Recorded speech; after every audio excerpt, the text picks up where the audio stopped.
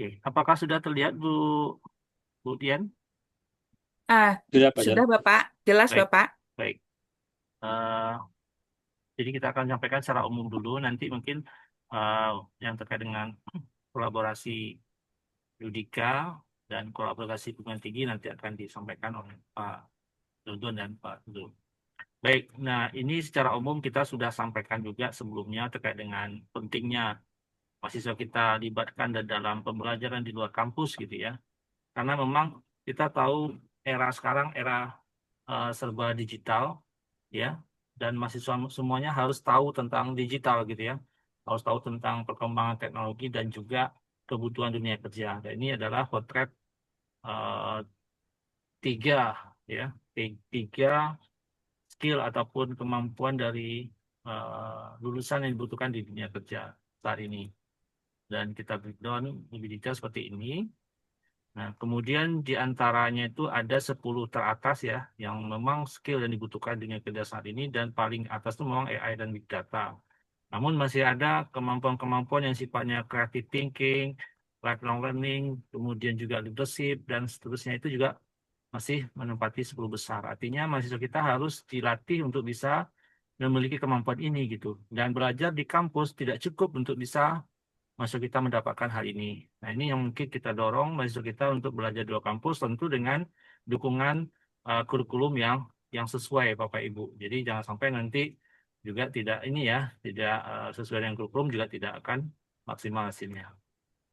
Nah, oleh karena itulah dibutuhkan program pembelajaran di luar kampus ini atau kita kenal istilahnya yang education 4.0 gitu ya. Nah, di sini kita mahasiswa bisa belajar di dunia kerja, belajar di kampus lain, ya, yang memiliki budaya, yang memiliki sistem dan juga memiliki apa namanya itu adaptasi yang berbeda gitu ya. Nah, di sini kan sangat diperlukan juga mahasiswa kita merasakan atmosfer yang seperti itu. Nah, di UNAS sendiri kita sudah bagi ya secara umum pembelajaran di luar kampus itu Bapak Ibu ada 3 kelompok dan itu juga diwawahi oleh 3 pokja gitu ya. Nah, tetapi kita untuk yang pokja pembelajaran masyarakat karena dia sudah terintegrasi juga dengan KKN itu kita secara umum kita sudah mengetahui dan nanti juga apa namanya itu eh, sambil melaksanakan KN juga mahasiswa bisa kita kita inikan juga ya kita sampaikan juga informasi tersebut seperti yang sekarang yang semester kemarin yang berjalan itu adalah dari prodinya Kesmas ya itu membangun desa berdampak dan juga proyek kemanusiaan berdampak di mana rekondisinya adalah KKN gitu. Nah, tapi untuk yang 2 kelompok yang lain yaitu pembelajaran kolaborasi dengan perguruan tinggi lainnya kemudian juga kolaborasi dengan dunia usaha, dunia industri, dan dunia kerja. Ini kita perlukan sosialisasi khusus karena memang programnya agak ini ya, agak banyak dan bervariasi sekali sehingga perlu diketahui oleh Bapak Ibu semuanya. Nah, untuk ketentuan yang umum yang ditentukan di UNAN ini sudah jelas ya, kita ada panduannya dan di situ nyatakan mahasiswa semester berapa yang boleh ikut ya. Secara umum sama dengan ketentuan MBKM.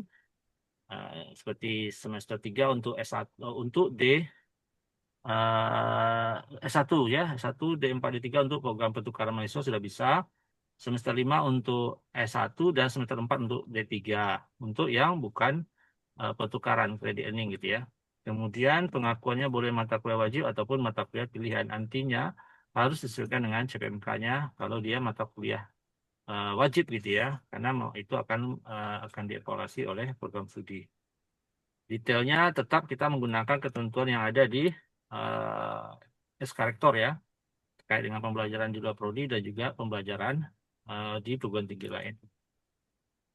Semuanya sudah ada di web PDK, Bapak Ibu.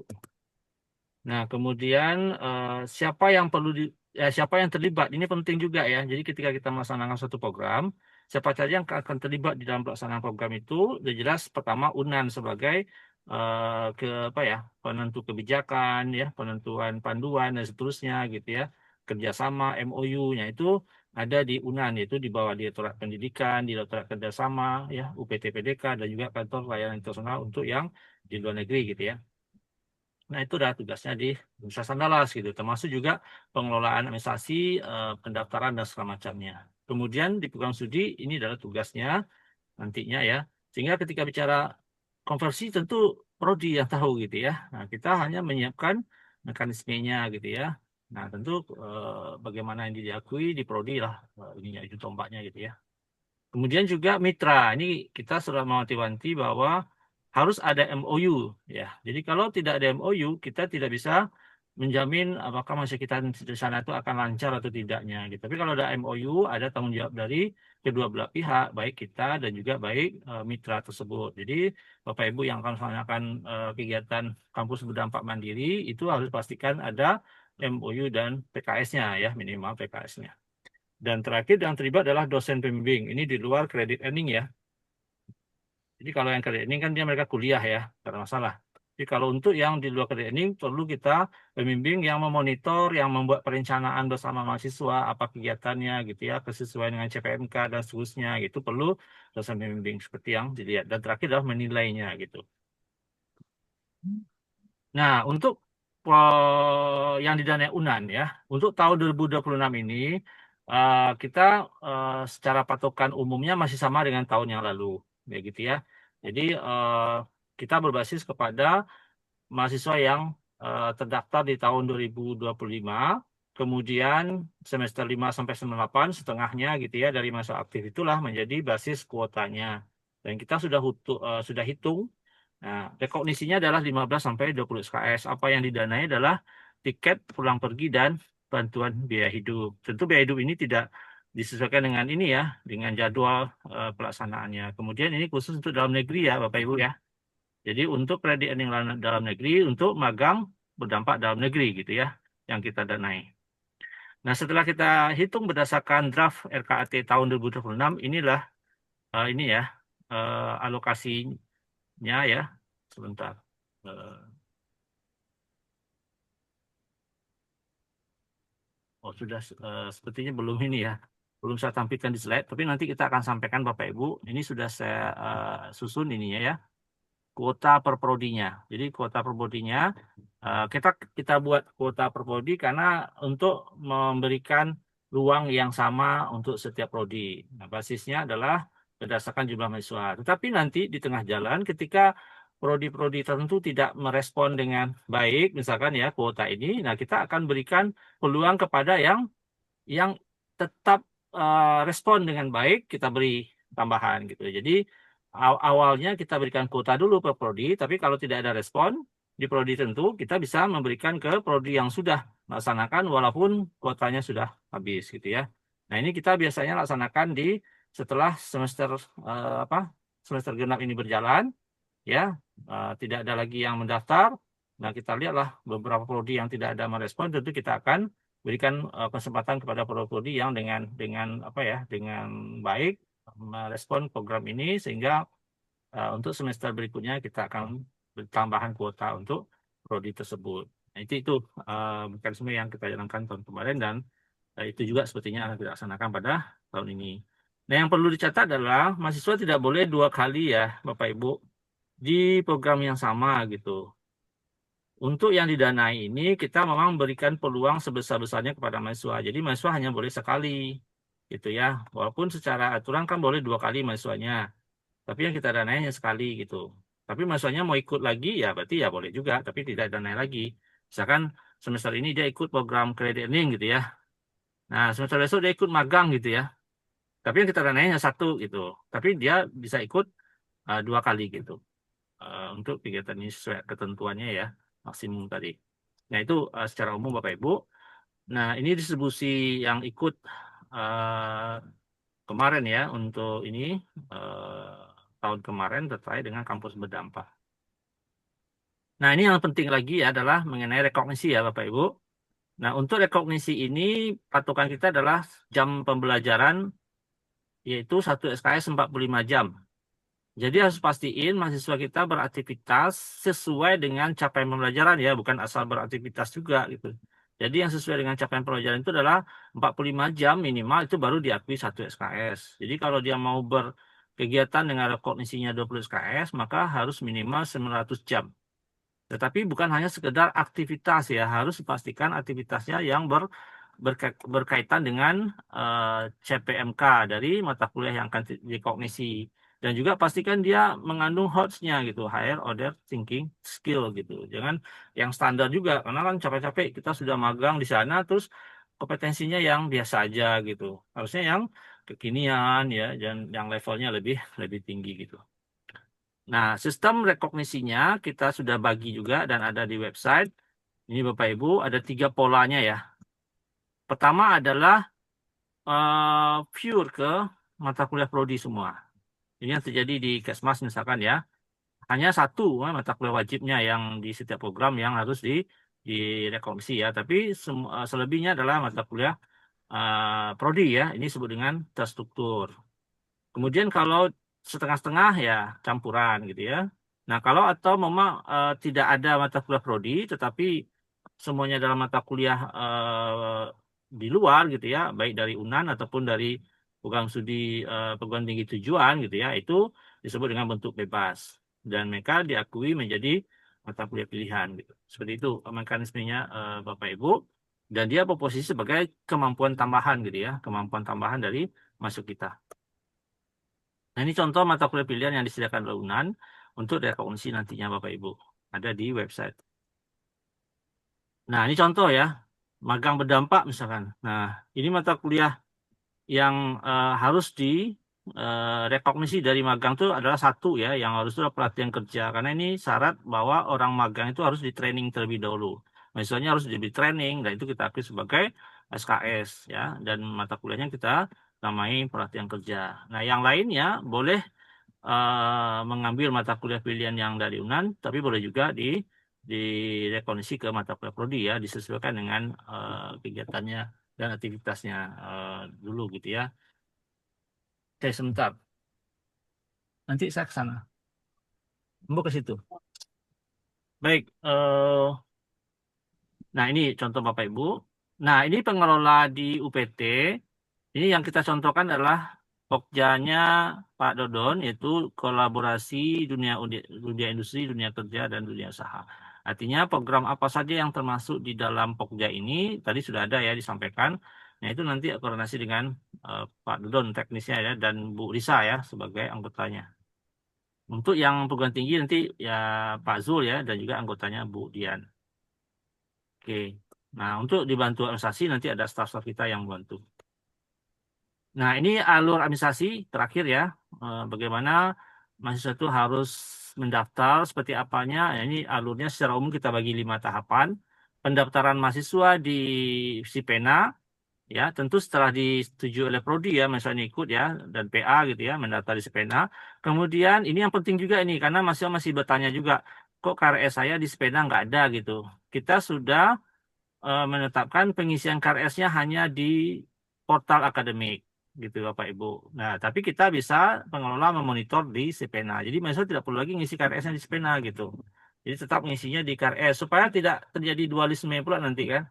Masa KRS-nya di portal akademik lain, di Sipena lain gitu ya. Jadi harus satu tempat KRS itu. Karena rencana satu semester itu adalah maksimum 24 SKS gitu. Jadi pengisian KRS-nya di portal akademik. Tapi kita bisa memonitornya di Sipena. Kemudian baru mengisi PKPK. Ini kalau programnya di luar credit earning ya. Kalau di credit earning kan dia kuliah ya, sudah jelas. Tapi kalau yang di luar credit earning, di luar credit earning berarti dia akan belajar di apa industri, belajar di tempat lain gitu ya, studi independen gitu ya. Nah itu kita perlu mahasiswa ini menyusun programnya terlebih dahulu sebelum berangkat. Ini kita sebut dengan PKPK dan kita kaitkan dengan mata kuliah apa gitu ya. Kemudian disetujui oleh pembimbingnya gitu. Baru nanti mahasiswa berangkat gitu. Sehingga mahasiswa melakukan aktivitas di tempat dia melaksanakan pembelajaran ini itu sesuai dengan rencana yang sudah dibuat di PKPK gitu. Nah, harapannya tentu nanti sesuai capaian pembelajaran yang diharapkan. Nah, kemudian baru kegiatan berikutnya adalah monitoring mahasiswa oleh pembimbing dan juga oleh ketua program studi ya, apakah sudah lengkap semuanya gitu ya. Dan terakhir dosen pembimbing menilai dan nanti akan diinputkan di Sipena yang sudah terintegrasi dengan portal akademik. Jadi Bapak Ibu pembimbing nanti bisa menginputnya hanya di Spena nilai akhirnya dan nanti langsung masuk ke SIA. Tetapi tentu dalam dalam ini ya, dalam periode input nilai gitu ya. Nah, gitu. Jadi kalau periode input nilai berarti bisa dilaksanakan. Nah, untuk detail dari 1 sampai 5 ini ada di ini ya, di informasi ini. Nanti silakan Bapak Ibu untuk ini ya, mempelajari lebih lanjut terkait dengan ini. Ini menu-menu ataupun penjelasan detail dari tahapan yang 5 tadi, Bapak Ibu. Saya kira secara umum itu dulu ya yang bisa disampaikan. Terima kasih. Saya kembalikan ke Bu Dian. Baik, terima kasih Pak John. Nah, selanjutnya, Bapak dan Ibu, eh, kita ke narasumber berikutnya, yakni Pokja Pembelajaran Kolaborasi Dunia Industri, Dunia Usaha, dan Dunia Kerja, Dodon Yendri Mkom. Kepada Pak Dodon, dipersilakan. Eh, Pak Dodon, Terima kasih Bu Dian. baik Bapak. Bismillahirrahmanirrahim. Assalamualaikum warahmatullahi wabarakatuh. Yang sama-sama kita hormati, Bapak Ketua UPT PDK, Bapak Insinyur John Rinaldi PhD. Yang sama-sama kita hormati, Pak Zulkarnain, ya selaku Pokja. Eh, Kemudian juga pada Bapak Ibu eh, Wakil Dekan satu, ada beberapa yang saya lihat. Kemudian juga pada Bapak Ibu Ketua Departemen, Ketua Prodi yang hadir pada pagi hari ini.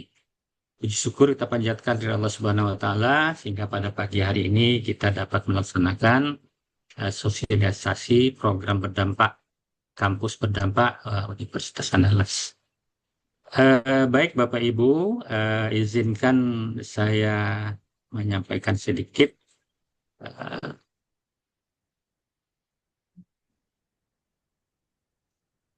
iya, tentang bagaimana sosialisasi kampus berdampak dalam hal ini bagian magang berdampak. Sudah kelihatan Bapak Ibu slide-nya? Dah. Oke. Ya, Pak. Sudah Bapak. Eh, Baik Bapak Ibu, tadi sudah disampaikan panjang lebar oleh Bapak Direktur, kemudian Bapak Ketua PT PDK, bahwa saat ini mahasiswa dituntut ya bukan hanya memiliki kemampuan pendidikan akademik di perguruan tinggi saja, tapi mahasiswa juga diminta untuk bisa menjadi agen perubahan ya di masyarakat melalui eh, pemecahan masalah ya mungkin bisa berkontribusi dalam menyelesaikan masalah ekonomi, sosial ya dan seterusnya sehingga keberadaan mahasiswa itu di masyarakat itu sangat dirasakan oleh masyarakat sehingga itulah yang dikatakan kampus berdampak. Nah, eh, tadi sudah disampaikan juga bahwa eh, PT PDK itu punya 4 Pokja. Nah, kebetulan saya diamanahi dari untuk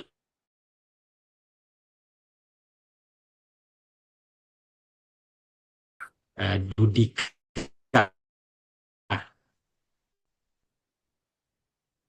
Nah, di slide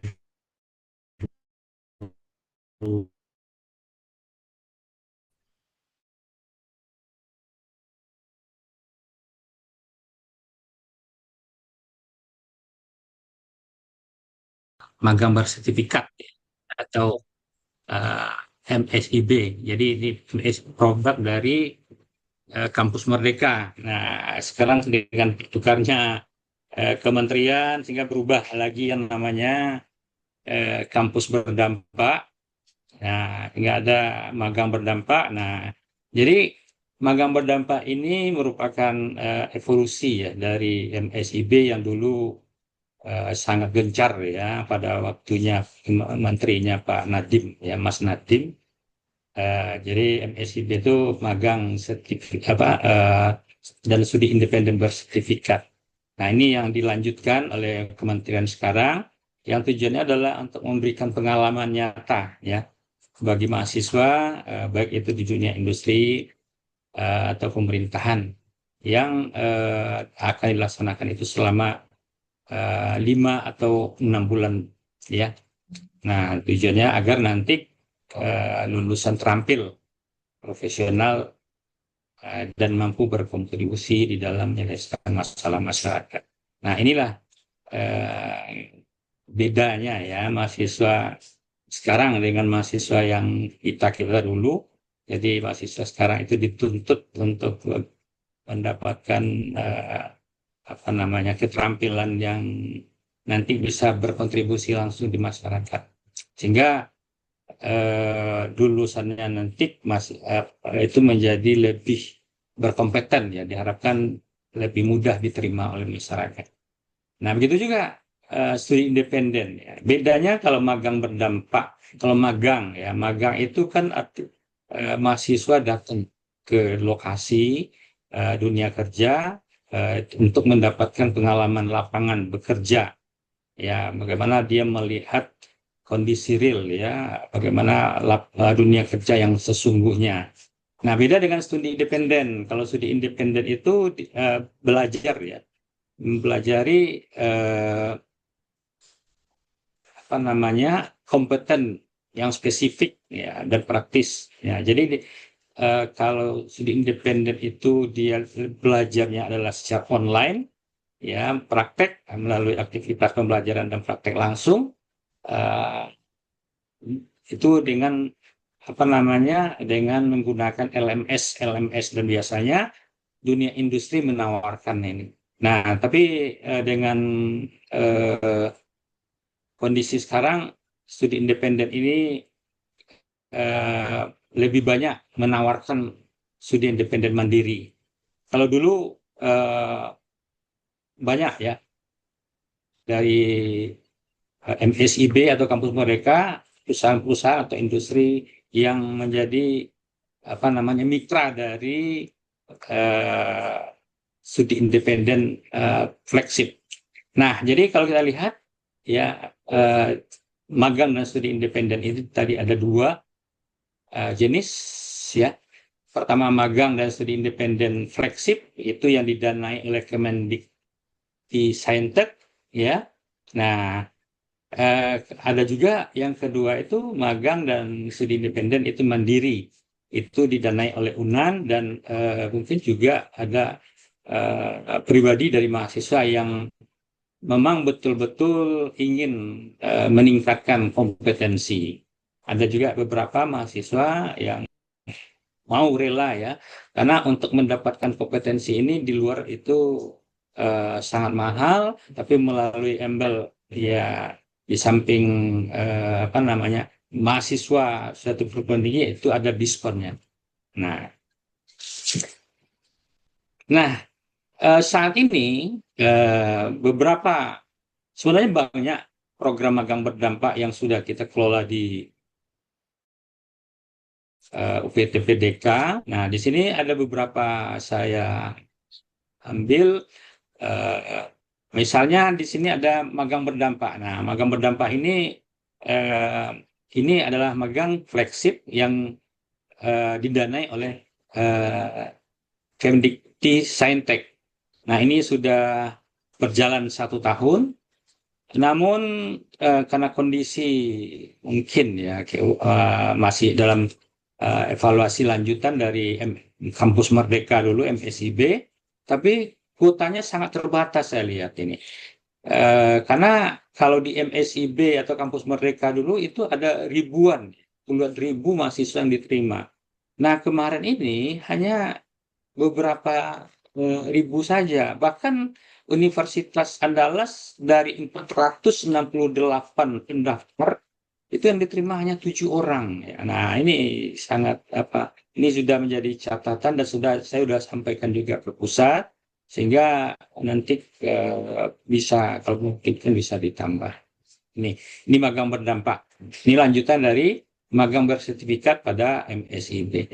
Nah, kemudian ada lagi magang BRIN. Nah, ini magang BRIN ini kemarin sudah selesai, sudah direkrut mahasiswanya langsung dari BRIN sendiri. Ada mahasiswa mendaftar sebanyak sekitar 20 orang. Nah, namun yang eligible hanya ada sekitar 15 karena ada beberapa persyaratan yang ditetapkan oleh BRIN itu tidak terpenuhi oleh mahasiswa.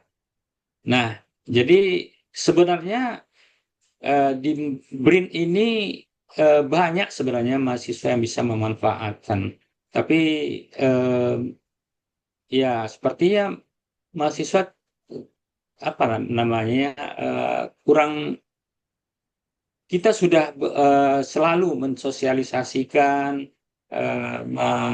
menyampaikan baik kepada mahasiswa, kepada BEM ya, tapi banyak mahasiswa yang tidak tidak mendaftar gitu. Padahal ini sebenarnya kesempatan yang sangat baik sekali ini. Nah, kemudian ada lagi magang BPOM. Nah, ini memang agak lebih spesifik ini.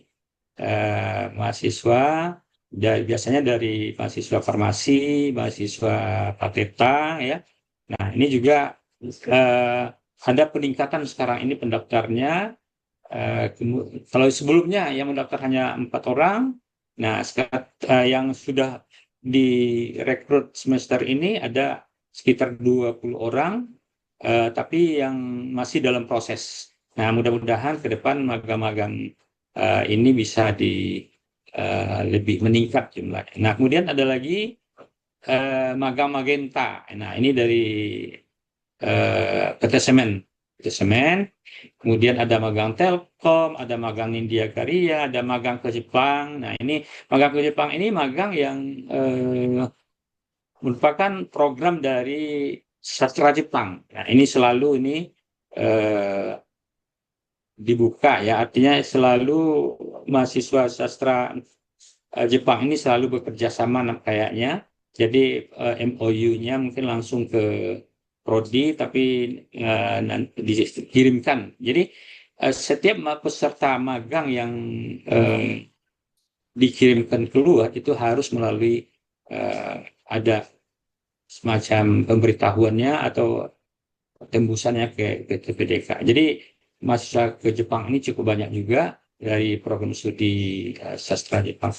Nah, kemudian magang yang lainnya, magang yang secara mandiri atau mungkin magang yang langsung dikelola oleh program studi, banyak seperti dari FISIP misalnya, itu banyak dari Padang TV, DPRD, ya, kemudian juga ada dari Fakultas Hukum, ya, LBH, Komnas HAM dan seterusnya. Nah, itu beberapa magang-magang yang saat ini dikelola. Ya. Sebenarnya permintaan dari dunia kerja dan dunia industri terhadap universitas itu cukup banyak, ya. Cuma barangkali kebutuhan yang diminta tidak terlalu banyak. Nah, jadi karena mereka tahu ya kita atau saya katakanlah sebagai Pokja Dudika, kadang-kadang ada permintaan yang khusus, seperti misalnya sebelumnya magang, saya butuh sarjana ekonomi mahasiswa ekonomi. Nah, lalu saya sebagai PSC-nya itu langsung menyalurkan ke Fakultas Ekonomi langsung gitu. Karena dia minta yang spesifik gitu. Nah, nanti baru kita minta untuk melaporkan ke PDK. Nah, mungkin juga prodi-prodi yang lain juga bisa melakukan hal yang seperti itu. Mana kira-kira magang yang memang cocok dengan disiplin ilmu prodi kita masing-masing. Nah, baik Bapak Ibu, untuk magang ini ada beberapa bentuk pembelajaran magang, tadi juga sudah disampaikan oleh Pak Ketua. Jadi kalau Bapak Ibu kesulitan misalnya di dalam melakukan untuk rekognisi atau konversi dari mata kuliah, nah UNAN sudah menyediakan sebenarnya ada 14 SKS ya, mata kuliah yang disiapkan oleh UNAN dengan kode AND. dengan CPMK dan bobotnya sudah ditentukan oleh UNAN. Nah, ini ada beberapa, ada organisasi perusahaan, ada pelatihan kerja, ada sertifikasi magang, kemudian eh, ada, nah ini keterampilan kerja sebanyak 8 SKS dengan CPMK-nya seperti ini. Nah, jadi eh, nanti bisa mahasiswa mengambil mata kuliah ini kalau di prodinya kesulitan nanti untuk bagaimana ke apa mata kuliah yang diambilnya. Nah, ini Universitas Andalas sudah menyediakan. Nah, baik Bapak Ibu, kemudian untuk studi independen, nah sebenarnya yang sudah saya sampaikan tadi, studi independen ini bagaimana belajar secara online ya, tapi dengan tentunya dengan perkembangan terbaru ya, terutama lebih ke digitalisasi. Nah, saat ini ada Coursera, jadi yang sudah berlalu itu Coursera dari Kemdikti Saintek itu eh, pembiayaannya sudah ditanggung oleh kementerian, cuman saja mahasiswa kita sepertinya kurang berminat sepertinya. Kemarin dari kuota yang sudah diberikan akun ada sebanyak 360 akun untuk mahasiswa, tidak sampai separuh ya. Terus 50%-nya hanya yang dimanfaatkan oleh mahasiswa kita. Nah, ini ke depannya mungkin melalui Bapak Ibu program studi ya, supaya kira-kira dapat mendukung ya, mendukung mahasiswa dapat melakukan pembelajaran-pembelajaran atau magang ya di luar kampus ini, supaya dan ini sangat bermanfaat sekali oleh mahasiswa untuk bekal dari mereka nanti di dunia kerja. Kemudian juga beberapa mitra ya, Decoding ya, kemudian Orbit ya. Nah, ini permintaan khusus ya, artinya dari mitra. Jadi mandiri, jatuhnya kayak studi independen mandiri. Nah, Bapak Ibu, hampir semua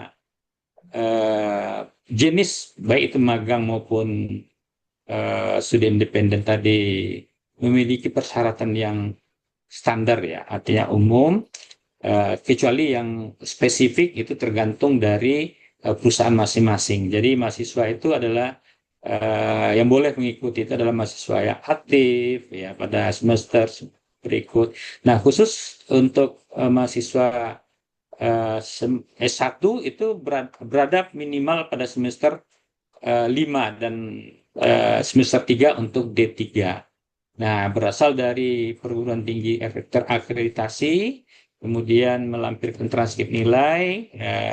Nah, yang tidak kalah penting lagi adalah itu harus dapat dikonversi atau direkognisi minimal 10 SKS. Nah, sehingga nanti memberikan dampak juga terhadap universitas. Nah, mungkin itu saja yang bisa saya sampaikan.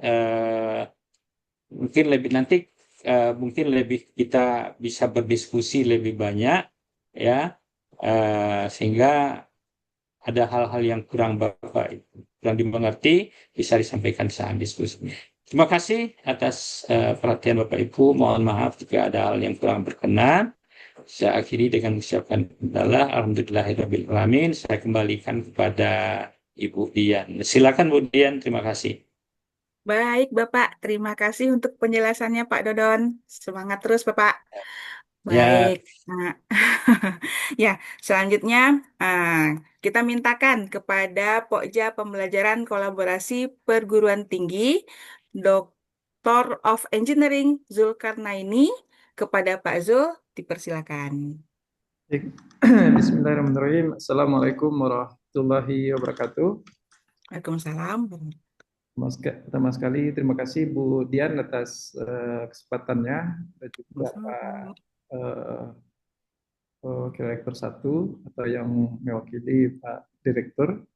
juga Pak Ketua UPT PDK Pak John serta Pak Dodon dan Bapak-bapak Ibu-ibu Kaprodi di lingkungan Universitas Andalas. Pertama sekali izin saya untuk share screen Bapak-bapak Ibu-ibu. Mungkin share screen kali bahasan saya cuma lengkapi saja apa yang sudah disampaikan oleh Pak Dodon, karena kebetulan kita di UPT itu satu tim dan ya terkadang ada rotasi. Jadi sebelumnya kita juga menghandle masalah magang di BRIN. Tapi sekarang kita handle fokus untuk bagaimana pembelajaran di luar kampus. Ini kerjasama perguruan tinggi. Kalau Pak Dodon lebih ke industri atau di luar kampus. Pertama sekali ini udah kelihatan Bapak Ibu slide saya. Hilang lagi, Pak. Hilang lagi, Pak. Hilang lagi ya. Oh ini mungkin settingannya cek diulang lagi nih. Kalau sekarang udah. Masih berputar, Bapak. Ya, oke. Sudah Ya, oke, ya. Bapak. Baik Bapak Ibu, ini kita dulu di MBKM tahun lalu ya. Oh, bukan tahun lalu, tahun 2024 itu memang masa-masa kejayaannya UPT PDK, apalagi untuk credit learning dan asistensi riset ini. Dan itu masa-masa bahagianya mahasiswa kita, karena memang kebijakan dari kementerian sebelumnya itu MBKM, Merdeka Belajar, Merdeka Kampus. Tapi dengan adanya program berdampak ini betul-betul berdampak sekali dengan arah kebijakan dan juga keuangan di semua university di Indonesia. Apalagi dengan kondisi ekonomi yang 2025 kemarin mengharuskan kita semua kegiatan dipotong 30%. Untuk tahun 2026 ini kita tidak tahu bagaimana selanjutnya.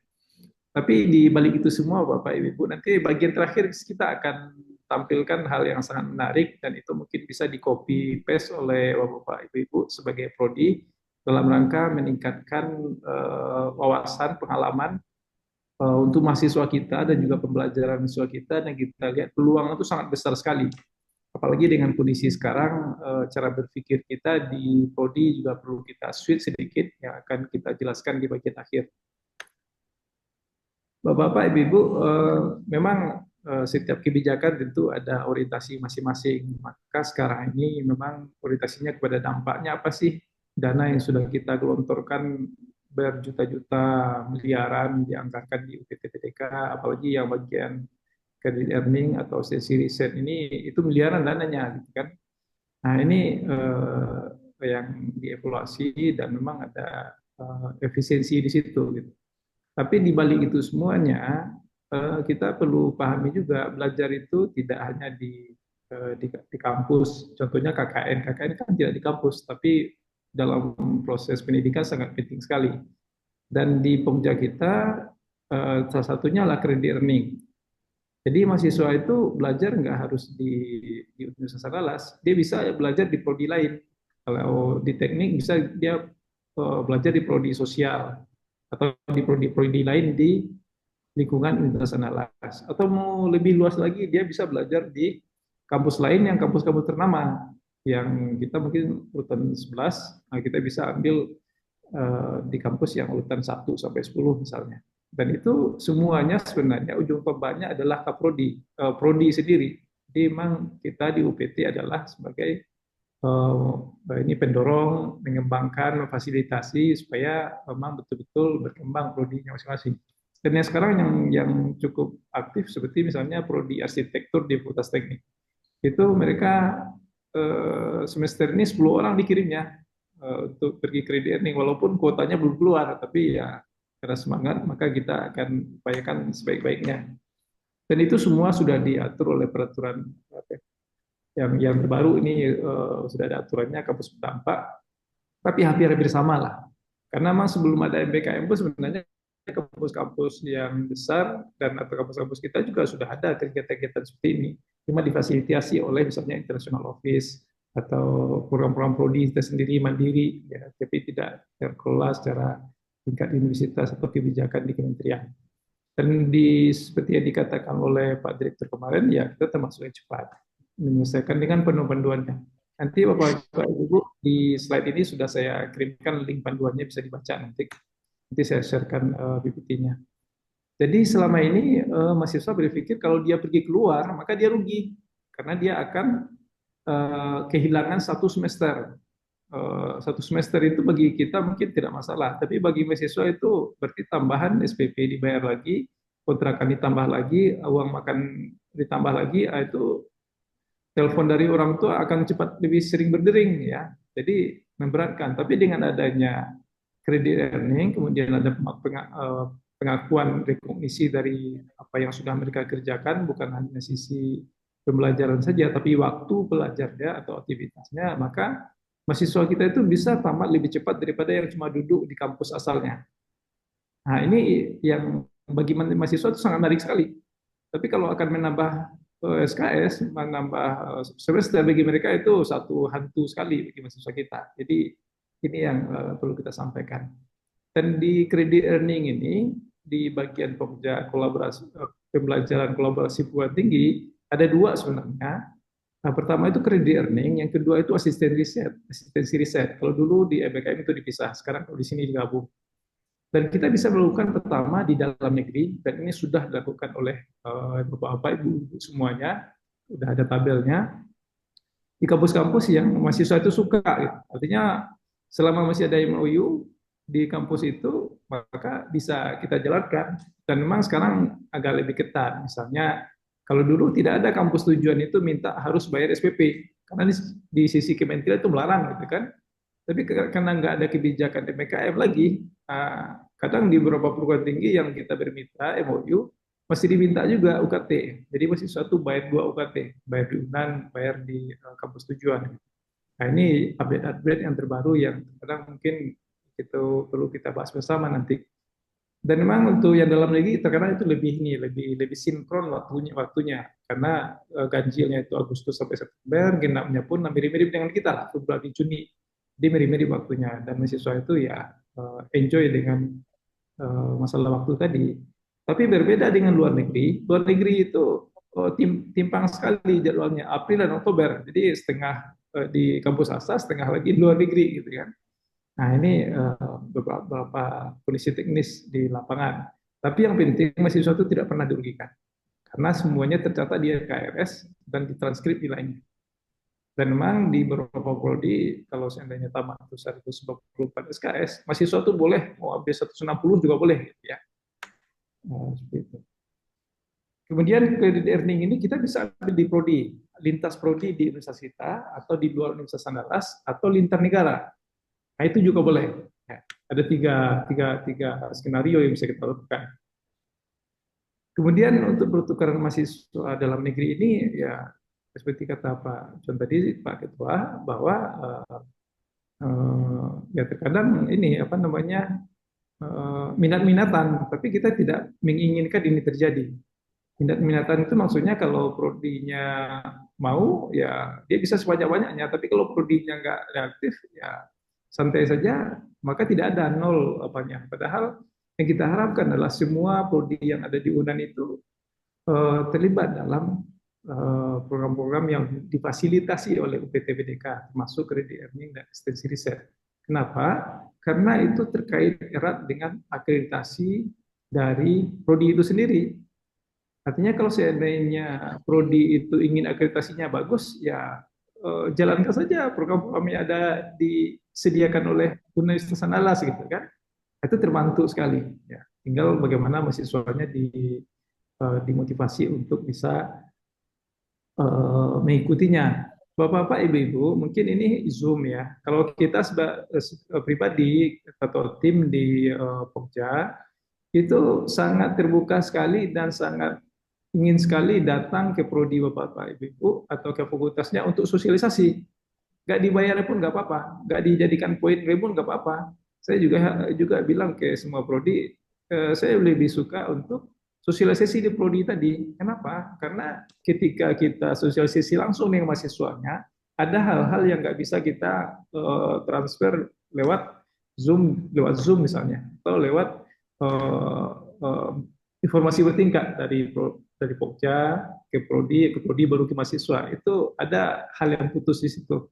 Jadi silahkan saja undang kita kapan waktunya, kita akan datang ke Prodi Bapak Ibu masing-masing ya. Walaupun dengan satu air minum aqua gelas itu nggak masalah gitu ya. Seperti misalnya FIB itu untuk credit earning luar biasa sekali, jadi aktif sekali sampai 19 orang gitu ya. Tahun ini yang keluar negeri nggak ada, mereka udah siap setahun sebelumnya mempersiapkan mahasiswanya gitu ya. Jadi uji-uji cepat intinya. Untuk kredit earning Bapak-Bapak, Ibu-Ibu, memang ujung tombaknya adalah di prodi dan kita mengharapkan prodi itu tetap bisa menjalin kerjasama hubungan baik dengan university alumni sendiri misalnya.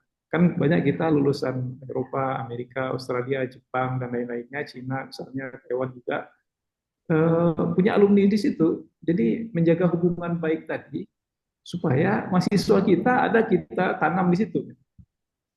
Kalau kita sudah menanam satu orang mahasiswa kita di situ, dan itu akan bisa berkelanjutan terus-menerus. Dan ini akan sangat membantu sekali. Dan kita sudah jalankan seperti di program Kanazawa University Exchange Program. Ini di Universitas Kanazawa. Jadi itu kuotanya itu 6 orang per tahun, 3 orang per semester. Kita bagi 3 orang untuk fakultas MIPA, 3 orang untuk fakultas teknik. Ya, karena level MOU kita masih level teknik dan MIPA, belum kita angkat ke tingkat universitas. Atau ada juga program di Prefecture University of Hiroshima. Ini university swasta di situ. Dikasih uang 30.000 yen per bulan mahasiswa kita. Yang lain-lainnya kalau dulu ya dibantu oleh UNAN gitu ya.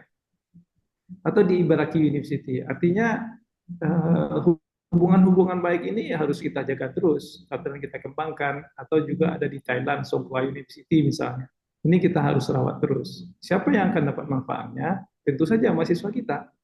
Terhadap prodi apa? Akreditasinya akan bagus, karena MOU saja tanpa ada kegiatan itu nggak ada gunanya. Ya. Jadi kerjasama ada MOU tapi nggak ada kegiatan, itu nggak ada nilainya sama sekali untuk akreditasi, itu penilaian. Yang penting itu ada kegiatannya.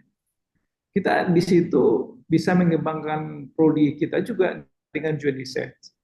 Dan yang paling murah Bapak-Bapak, Ibu-Ibu, yang coba sudah kita praktekkan, dari hasil kita melakukan kolaborasi, kemudian kirim mahasiswa kita, dosen dari luar negeri itu kita minta sebagai pembimbing 2. Walaupun kadang di Zoom meeting dia nggak pernah hadir gitu kan, tapi namanya ada gitu.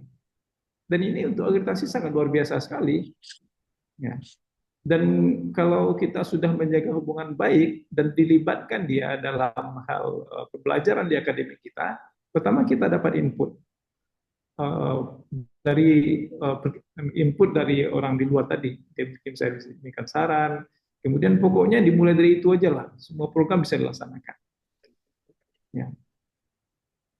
Untuk pengukuran kredit ini itu sudah ada di panduannya, bisa Bapak Ibu apa saja baca saja. Memang di peraturan rektornya itu membolehkan untuk konversi atau rekognisi kalau dia kesamaannya 75%. Atau kalau tidak sama juga, terkadang ada prodi yang membuat mata kuliah pilihan bebas.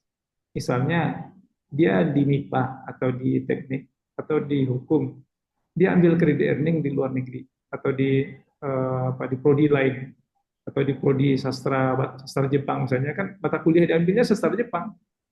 Kalau dikonversikan nggak bisa, tapi bisa dimasukkan. Jadi masukkan dalam mata kuliah bebas, mata kuliah pilihan yang bebas di situ. Jadi langsung masuk saja gitu. Dan itu semuanya adalah kewenangan dari prodi memutuskan. Walaupun di SK rektornya mata kuliah wajib pun bisa dikognisi, dikonversi. Jadi lebih fleksibel. Kemudian untuk hal-hal ini konversi SKS itu saya rasa saat ini sudah bisa diatasi dan sudah terbiasa saya rasa prodi-prodi, jadi tidak perlu diulang lagi.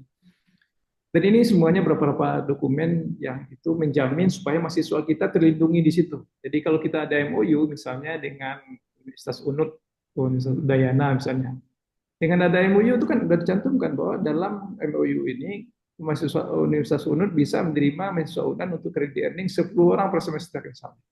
atau 15 orang per semester dengan free UKT misalnya. Nah, atau disediakan penginapan. Nah, itu kan macam-macam di MOU tadi, di agreement-nya. Ini MOU, pentingnya MOU. Kemudian juga perlu kita sampaikan juga kepada Bapak-Bapak, Ibu-Ibu semuanya bahwa kita di UPT PDK itu fungsi sebenarnya adalah fasilitator. Fasilitator itu ketika Bapak-Bapak, Ibu-Ibu ada niat planning, kita akan bantu untuk merealisasikannya. Atau misalnya kalau kita punya relasi mitra dengan university dalam negeri dan luar negeri, maka kita akan hubungkan dengan prodi-prodi yang terkait misalnya. Kalau misalnya kita ada kolaborasi yang dengan perguruan tinggi, Ya. fokus pertanian misalnya, akan lempar fakultas pertanian. Ya. Yang di rumah itu ada masa poin pembimbingan PKN, Pak. Nah, Kan semester itu bimbingnya 10 dan di penugasannya ada listnya, kan? Ya, oke, kita lanjutkan lagi. Nanti diskusinya bisa ditanyakan. Kemudian selain itu, Pokja juga akan mengembangkan kolaborasi perguruan tinggi, walaupun sebenarnya ini bidang 4 juga, tapi kita semuanya bekerja sama dalam payung Universitas Andalas. Jadi seperti kita di UPT PDK bidang kolaborasi perguruan tinggi ini, ya 2026 ini kita ada target tambahan. Kebetulan bulan depan saya pergi umroh dan transitnya banyak transit gitu. Salah satunya di Sharjah University, di Riyadh gitu kan, di Taibah University. Nah ini kita akan bangun kerjasama di situ karena kebetulan ada orang Indonesia di situ jadi profesor di situ, atau teman di situ jadi profesor di situ. Sehingga kenapa kita bangun kerjasama ini supaya ada variasi ya. Kalau di teknik misalnya kebanyakan itu alumninya dari Jepang semua gitu. Ya. Nah, dari yang lain-lain bagaimana? Ya. Ini kita tambahkan juga. Atau Kanazawa Seiryo University ini pas saya ke Jepang kemarin ketemu sama profesornya yang lagi nginap satu hotel nginapnya gitu. Kita kerja dia bidang sosial ya. Mereka terima mahasiswa kita.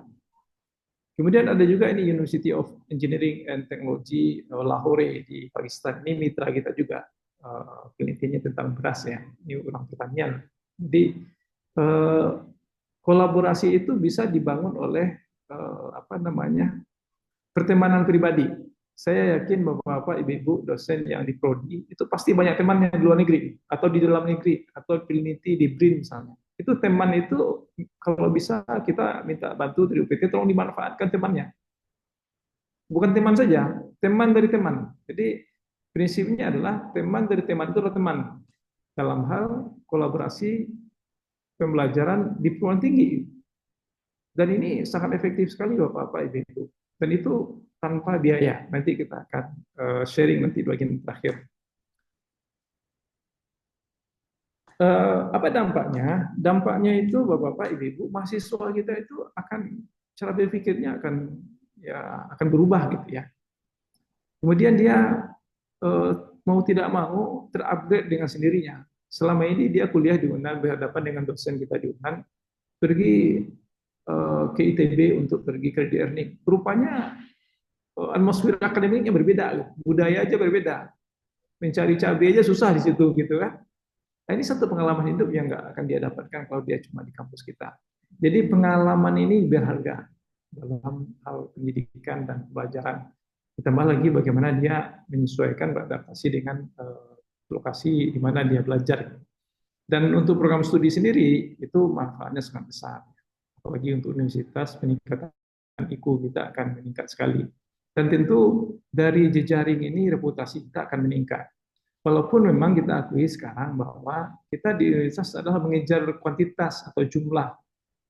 Ya, masih belum kepada membangun reputasi. Jadi ini dua hal yang berbeda Bapak Ibu. Mengejar kuantitas dan jumlah dengan membangun reputasi. Saya sadar juga ini bahwa ketika kita meminta seorang teman untuk menjadi mitra dalam penelitian di University Technology Lahore, walaupun dia dari negara middle income, tapi rupanya teman kita ini high index-nya 32 gitu kan. Dan dia tidak mau penelitiannya itu yang publish jurnal-jurnal yang asal-asalan gitu kan. Dia satu tapi betul-betul yang high impact. Nah ini tapi tidak masalah karena kita baru belajar tentu kita bangun jaringan dulu kalau bisa sebanyak-banyaknya gitu kan nanti kualitas akan berjalan sesuai dengan waktu gitu. Bapak-bapak, Ibu-ibu, jadi kampus berdampak itu bukan sekedar program saja. Program saja itu maksudnya gini, bahwa oh kalau ada dana dari UNAN kita kerjakan, kalau nggak ada kita nggak kerjakan, tidak seperti itu. Jadi kalau bisa memang ini adalah merupakan upaya kita dengan prinsip kolaborasi. Kolaborasi itu sederhana saja. Kita tidak punya uang, orang pun tidak punya uang, tapi ketika kita berkolaborasi, maka kita bersama-sama mencari uang dan mendapatkan uang lebih besar. Nanti uang ini bisa diganti nih hasil akreditasi macam-macam lah nanti kan, WCU macam-macam lah diganti kan banyak. Itu prinsip dasarnya gitu ya. Dan yang paling penting adalah bagaimana kita mentransformasi cara kita mendidik mahasiswa. Ya, tentu dengan pengalaman gitu ya. Kemudian beda level gitu. Belajar ke negara yang walaupun belajar ke negara yang secara tingkat rankingnya di bawah kita, tapi lingkungannya pasti berbeda. Ada nilai-nilai positif yang mereka lebih dari kita misalnya gitu kan. Sebelum penutup, saya akan berikan satu contoh program yang sering kita Bapak Ibu sering kita share ke mahasiswa kita. Jadi kebetulan kita pribadi kita juga sebagai PIC kerjasama dengan Kanazawa University. Nanti mungkin bisa dikembangkan oleh Bapak Ibu yang di fakultas lain. Jadi MOU kita itu antar fakultas MIPA dan fakultas teknik yang ada di UNAN. Itu kita bisa rekognisi sampai 20 SKS. Kalau mereka belajar di situ, ambil 15 SKS. Dan kita dikasih jatah free tuition fee atau uang kuliah itu untuk 6 orang mahasiswa. Jadi kalau ngirim 9 orang mahasiswa, 9-nya itu harus bayar SPP 21 juta per semester. Dan kita ada peluang dikasih biasanya beasiswa per semester itu 2-3 orang. 80.000 per bulan. Dan tapi sekarang yang poin nomor 2 ini mungkin 2025 itu nggak ada lagi. 2026 saya mungkin nggak ada lagi nih Bapak-bapak. Artinya bagaimana mahasiswa program kita tetap jalan, tapi sumber dananya itu dari sumber yang lain gitu. Pertama bisa dari beasiswa JASO sendiri. Yang kedua Bapak Ibu, kita harus akui juga di tengah kondisi ekonomi yang sedang bergejolak ini ada peluang-peluang yang lain. Pertama adalah mahasiswa kita sendiri itu kan tidak semuanya penerima KIP. Banyak sekali orang tuanya yang konglomerat, uangnya banyak gitu kan, dan ingin anaknya itu punya pengalaman pendidikan di luar negeri, dan mereka mau memberikan dananya untuk itu gitu ya. Apalagi untuk di Jepang, peluang kerja itu sangat banyak, apalagi part-time job. Part-time job itu saya tanya mahasiswa saya, 2 lokasi part-time job saja, dia bisa menghasilkan uang itu 150.000 yen. Sekitar 16 juta sebulan. Cukuplah dia untuk itu kan, untuk hidup sebulan, melebihi dari sumber beasiswanya. Saya tutup dengan satu kisah nih Bapak Ibu, ini kisah ya. Oh, bukan kisah, ini kebetulan saya ke Jepang itu tanggal 7 sampai 21 kemarin, ada selama 15 hari. Ini kisah yang menceritakan nasib mahasiswa kita dengan kondisi yang berbeda-beda. Saya mulai dari saya nggak usah lah Bapak Ibu ya, ini sudah bisa ketahuan lah ya. Saya mulai dari sini. Ini ada mahasiswa kita, dia sudah bekerja di Jepang. Awalnya itu adalah program Exchange International Office selama 3 bulan atau 1 bulan, tuh saya lupa. Tapi mahasiswa kita ini belum dia tamat, dia sudah dapat beasiswa untuk S2 di tempat dia exchange dengan beasiswa Max untuk S2-nya. Jadi wisuda itu dia nggak ikut. Dia kena sudah langsung gabung S2 di Max itu. Kemudian setelah selesai S2 dia memilih untuk bekerja di Jepang sampai sekarang. Yang kemudian ada juga yang dapat beasiswa exchange 6 bulan, ini JASO dapat 80.000 sebulan. Ini juga dia penerima beasiswa KIP. Pertama dia dapat exchange beasiswa JASO 6 bulan, setelah itu dapat lagi dia beasiswa Max untuk lanjut S2. Ini penerima KIP nih Bapak Ibu. Dan ini saya ingat juga karena dia penerima KIP, ya kondisi ekonominya nggak bisa, sampai kita dari UPT BDK kita pinjamkan uang pribadi kita untuk beli tiket. Saya rasa prodi itu sudah biasa ya, kalau ada mahasiswa yang berprestasi kemudian kekurangan uang, saya yakin prodi akan mencarikan talangan dulu sampai mahasiswa ini berangkat ya, karena kewajiban kita sebagai dosen, saya sudah instingnya seperti itu. Tapi ada yang lebih, yang berdua ini yang mau saya ceritakan Bapak-Bapak Ibu-Ibu, untuk merubah cara berpikir kita dengan kondisi yang ada sekarang. Jadi tahun kemarin itu saya sosialisasi KUEP ini, saya sosialisasi ke mahasiswa, saya bilang bahwa UNAN tidak lagi bayar, nggak ada satupun yang mendaftar. Padahal kuotanya itu 6. Artinya apa? Mahasiswa udah takut, waduh, rupanya bayarnya sekitar satu semester itu 60 juta, itu setara dengan 2 kali S2 di UNAN atau 2 orang pergi umroh.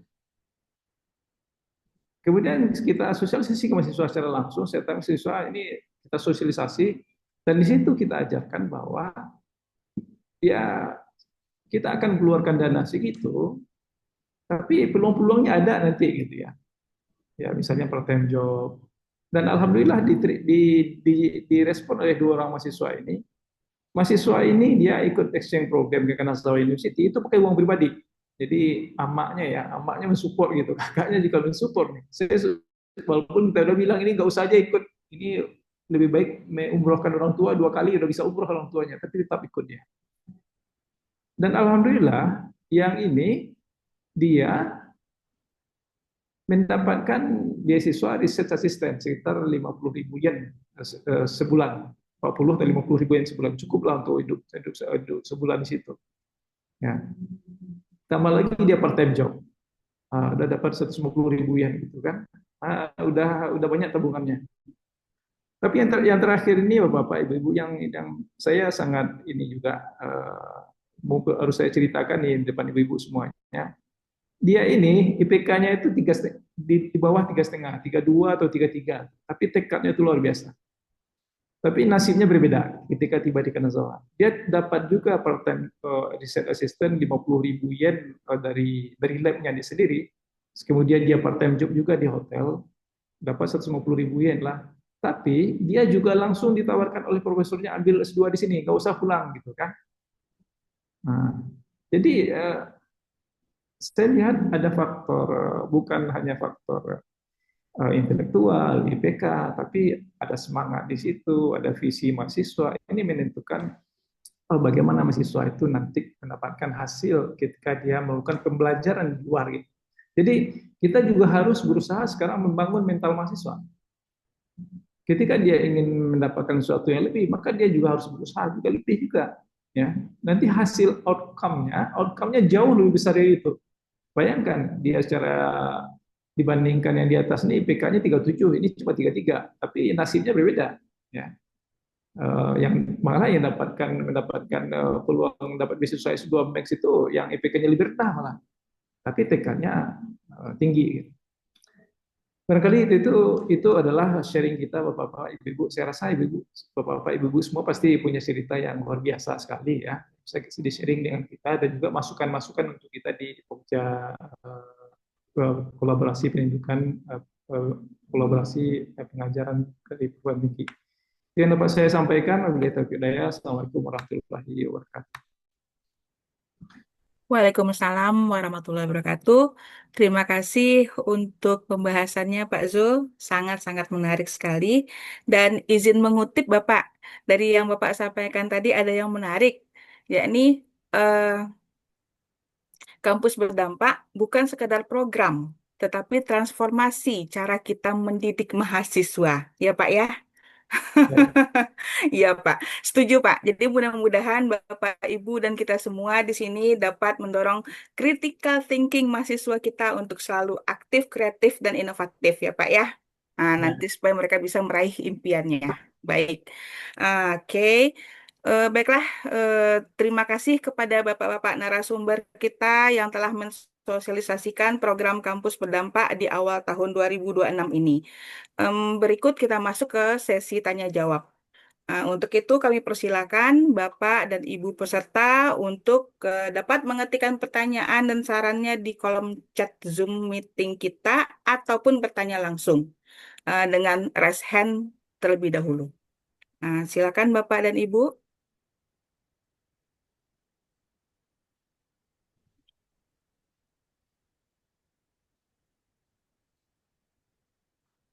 Izin share PPT tadi ya Bapak Ibu ya. Baik Bapak, terima kasih sebelumnya. Eh, ini sepertinya ada di di chat Zoom kita dari sebentar. Saya perbesar dulu. Ini dari Ibu Maisahrawati. Izin membacakan. Assalamualaikum Bapak Narsum. Kami di S2 Proteksi Tanaman saat ini punya matkul internship. Jadi tidak dibutuhkan konversi ke matkul tertentu. Apakah program magang ini juga mengakomodir untuk mahasiswa S2? Baik, Pak Dodon, maaf Bapak. Ya, oke Bu. Oke, kemudian tadi sebenarnya sudah di chat langsung juga Ibu Sahrawati. Ya, Terima kasih Ibu atas pertanyaannya.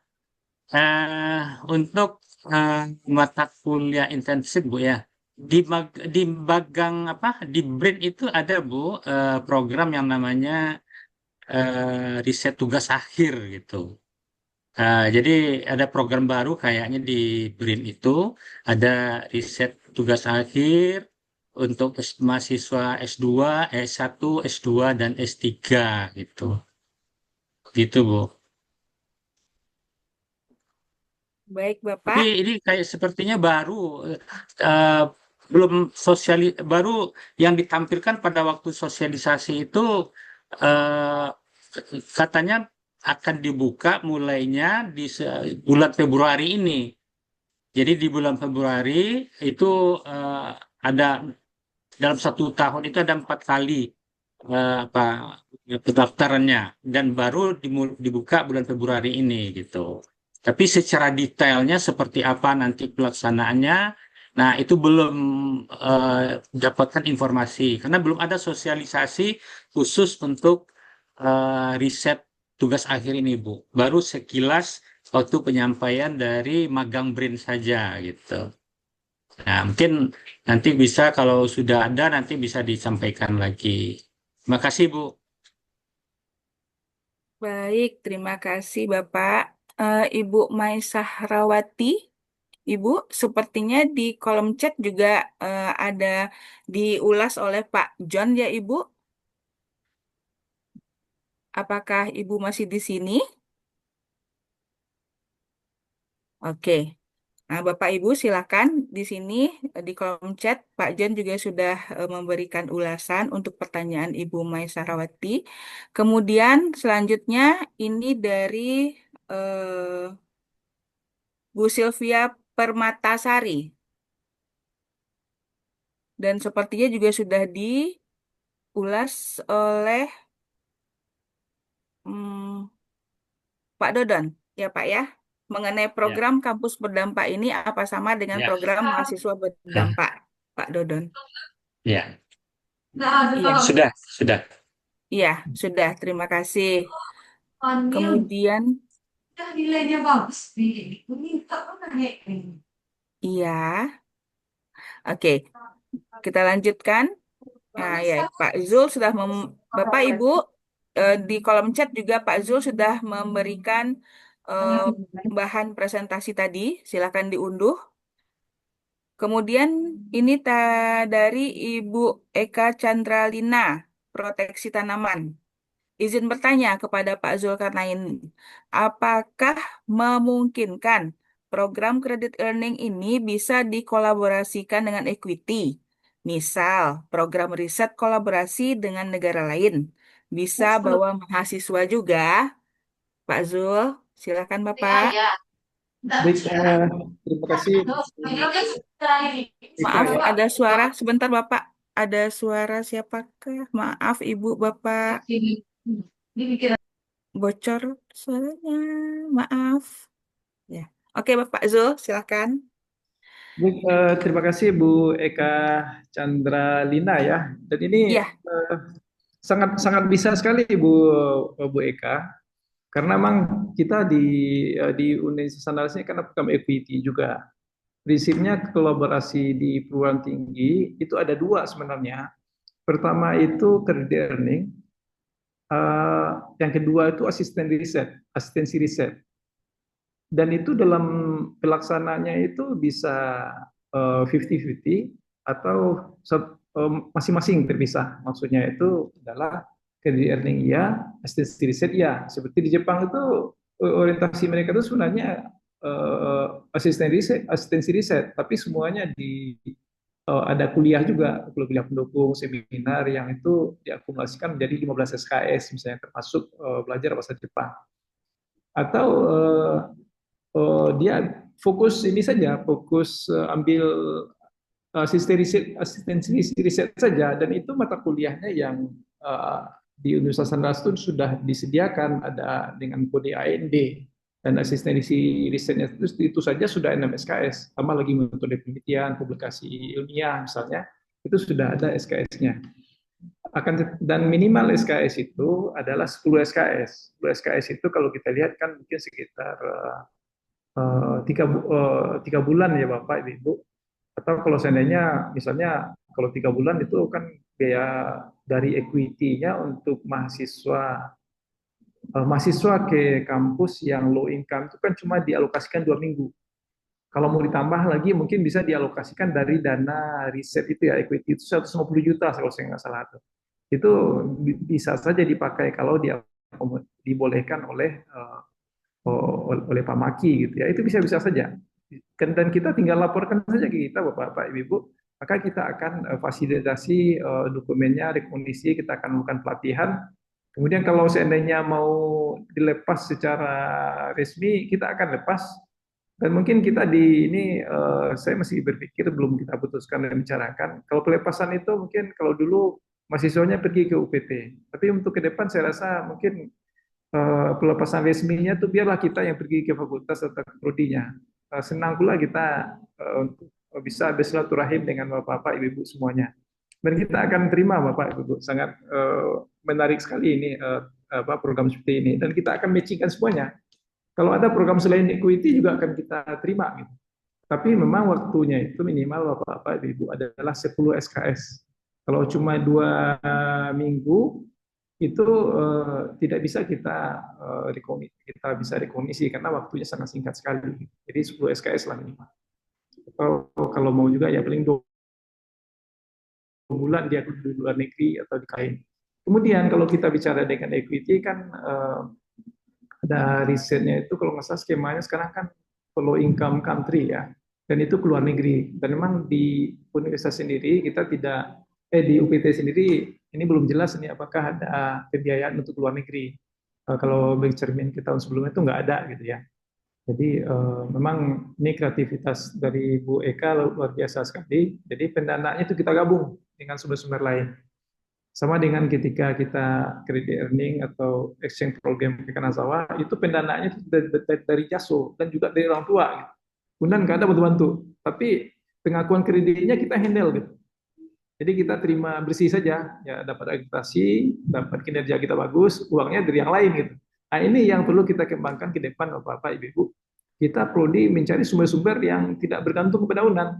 Maksudnya kalau UNAN kasih duit kita kerjakan, kalau enggak saya nggak akan kerja. Jadi kita coba cari aja duit di bawah, duit di luar tuh besar sekali ya Bapak Ibu.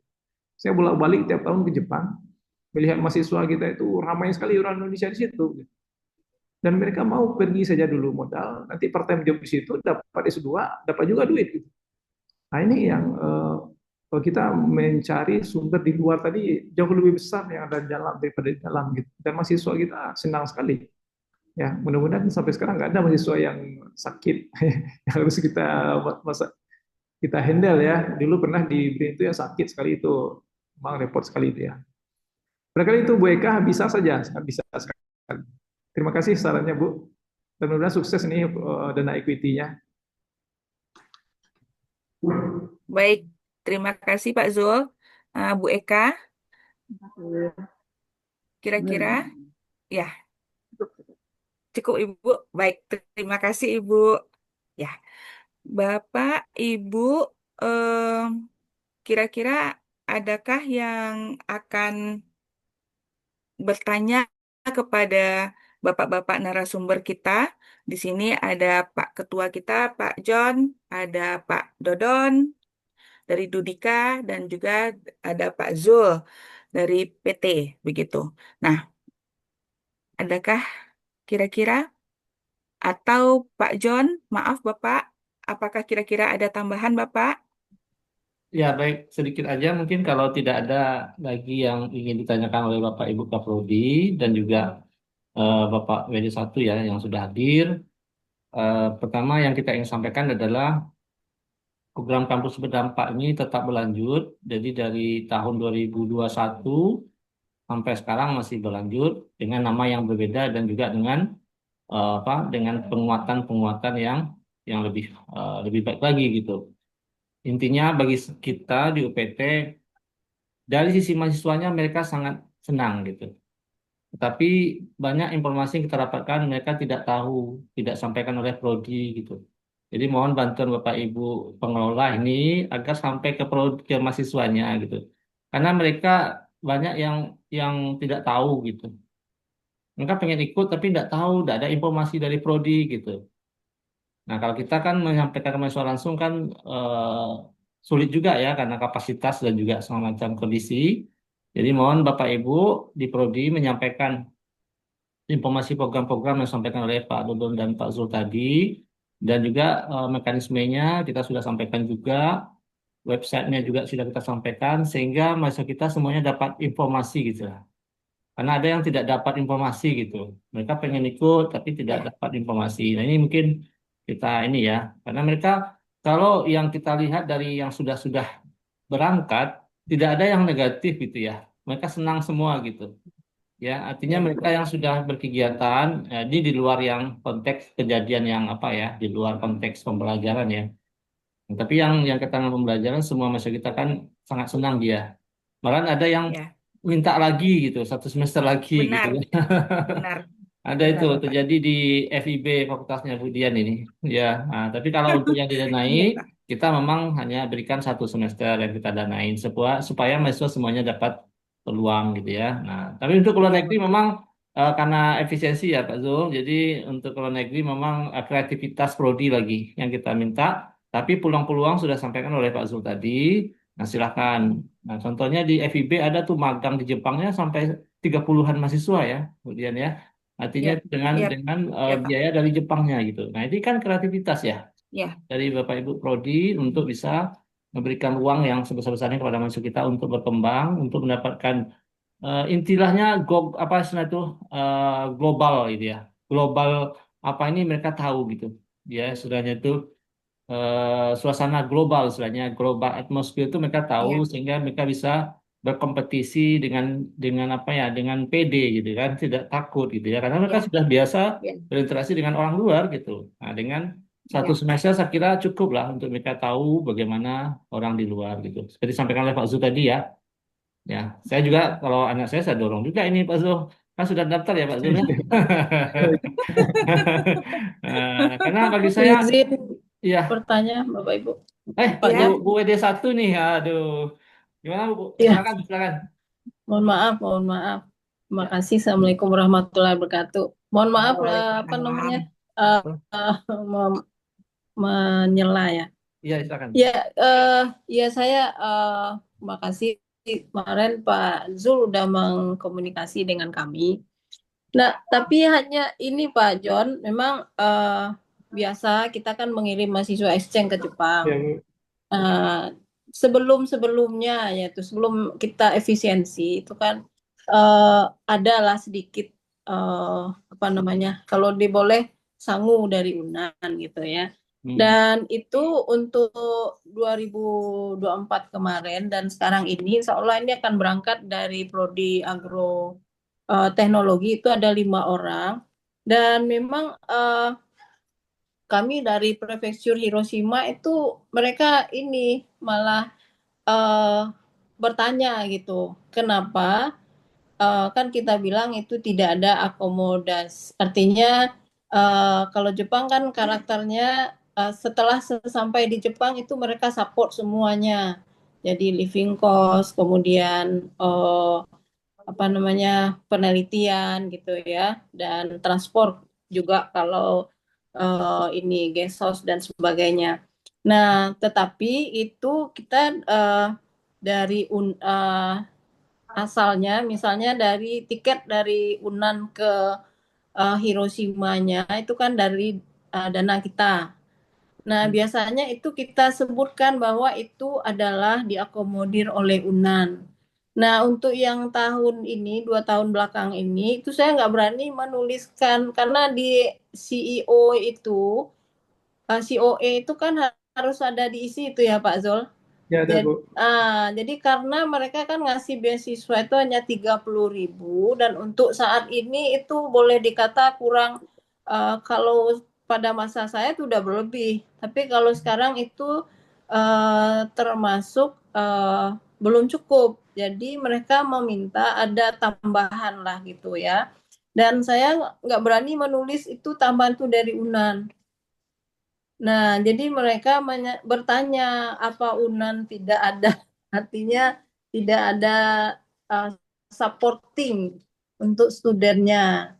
Nah, jadi kalau jika memungkinkan, mungkin adalah sedikit uh, ya itu dari UPT gitu ya, pendanaan atau apa yang artinya menggambarkan bahwa kita juga support untuk mahasiswa-mahasiswa untuk credit earning exchange gitu. Nah itu Pak John, Pak Azul mungkin ya, karena itu mereka nanya ya mereka mengomentari bahwa sebaiknya ada juga dukungan dari Unan. Jadi kita mengisi di isian itu kita buat pembiayaan sendiri dan pembiayaan orang tua. Jadi dia tanya, Unan nggak ada ya itu katanya. Nah gitu Pak John, terima kasih. Assalamualaikum Ya, warahmatullahi wabarakatuh. terima kasih Bu Selamat. Bu WD1 ya. Jadi sebenarnya kita tentu sangat berharap ada ya Bapak Ibu, ya, tetapi memang karena kebijakan dari pimpinan. Tapi Bu Bu Bu WD1 kan kebetulan di level pimpinan juga. Nanti silakan disampaikan di forum pimpinan. Intinya kita kalau ada kita sangat senang sekali gitu kita sampaikan. Tapi kalau kita sendiri tentu tidak punya ini ya wewenang untuk menyatakan ada gitu. Yang memang sudah ada itu adalah dalam negeri ya.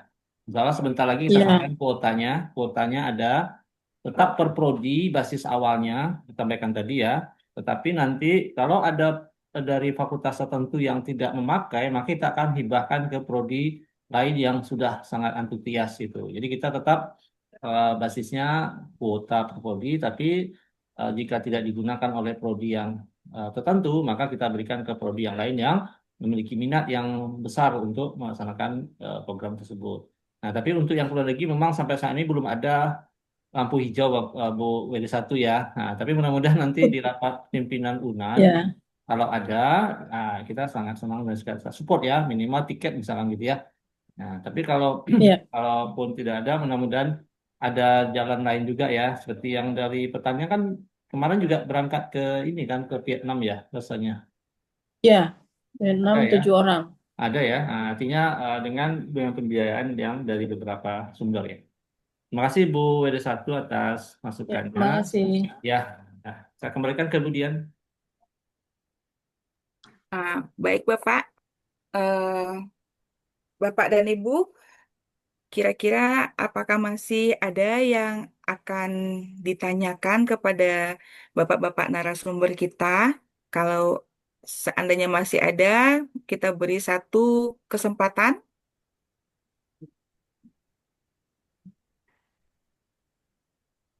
Pak John, sepertinya sudah Ya, eh, cukup ya. sudah cukup Pak John. Ya, Ah, ah. ya. Mohon dibantu Ah, juga Ibu Dian ya menutup karena Bu Lisa ada keperluan tadi. iya, iya siap Bapak, izin. Ya. Ya, baik Bapak dan Ibu, sampailah kita di penghujung acara. Terima kasih kepada para narasumber atas paparan yang sangat-sangat berharga dan kepada seluruh peserta atas partisipasinya. Semoga sosialisasi program kampus berdampak memberikan pencerahan kepada kita untuk saling berbagi dan bersinergi demi kejayaan bangsa. Dengan demikian, acara sosialisasi hari ini resmi